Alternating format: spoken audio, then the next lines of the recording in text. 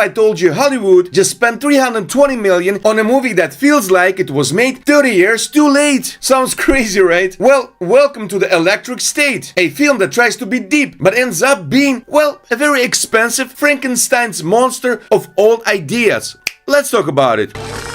So the Electric State is based on a book. I haven't read it. Maybe it's great. But the movie, well, it's a road trip sci-fi story with cool robots, big budget CGI, and a plot that feels like it got lost somewhere on a highway. It stars Millie Bobby Brown and Chris Pratt, or at least Chris Pratt's very distracting wig. Well, more on that later.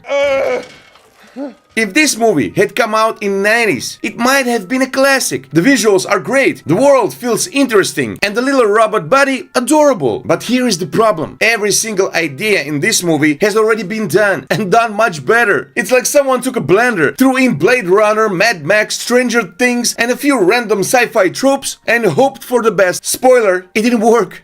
That's the funny thing about scams. Now, I like good slow burn sci-fi, but this isn't slow burn. This is watching paint dry burn. The story drags itself forward like a tired robot running out of battery. And just when you think something exciting might happen, nope. More walking, more talking, more moody stares into the distance. If I wanted that, I'd rewatch The Last of Us, where at least the walking is interesting. You want some juice?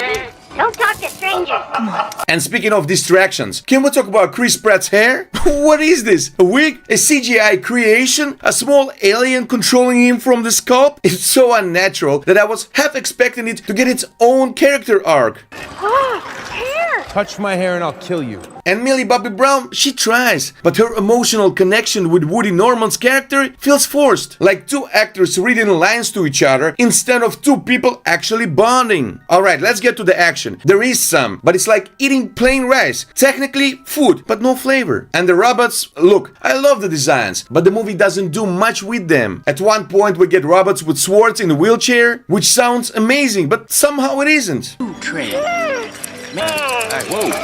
So what's the final verdict? The Electric State had so much potential, great visuals, cool world, and fun robot sidekick. But everything else, boring story, weak characters, slow pacing. It's a Frankenstein's monster of a movie, stitched together from better sci-fi films, but without any of their heart. If this movie had come out 20 or 30 years ago, maybe we'd be calling it a classic. Instead, we're left asking, was this really worth 320 million? Probably not. So what do you think? Did you like the Electric State movie?